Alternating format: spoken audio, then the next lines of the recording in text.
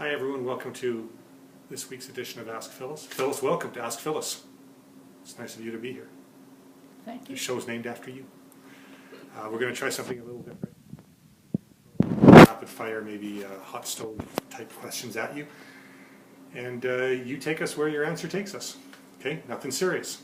You were saying earlier that you were married at 25, and that was old in those days. It was old. It was wartime. Girls were getting married 17, 18, 19. Even 20 was a bit old. But 25, no way. I was an old maid.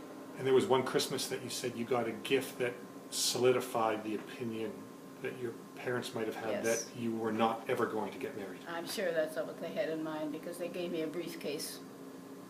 I wonder if I still have that briefcase. Your favorite phrase in Italian, we were talking about Alex being in Venice, and you saw something on his Facebook page. Yes, and I said insalata pomodoro, which is rather silly when you think of it, with all the things I could have studied in Italy. And I What does it mean? Tomato salad, because the tomatoes are very special in Italy, and the tomato salad was something that was very special.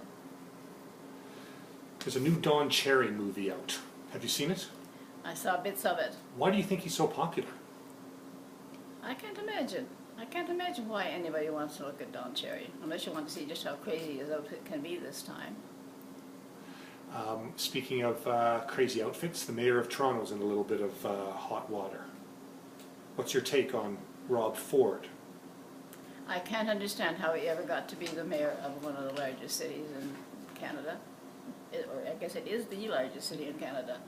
But he doesn't seem to have any brains at all. That's all I can say to you. Now this is a tough one for me to ask because he's a favored son of PEI, but Mike Duffy is also in some hot water these days, and you know the family, don't you? I knew his father very well, and he was a very nice man. And I knew him until he joined up and went overseas. I never saw him again because I left the island and didn't go back to live there after the war.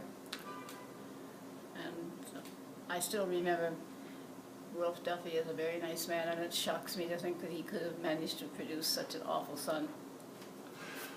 Now he's not an awful son, but tell us a story quickly about Sean. Sean? Oh, let's see. Oh, there's lots of things about Sean. I remember the time that the boy next door, an Italian boy, had a rifle, and he was going hunting, and he asked Sean if he'd like to go with him. Well, Sean was all for it. He'd never been hunting before. He knew nothing about guns.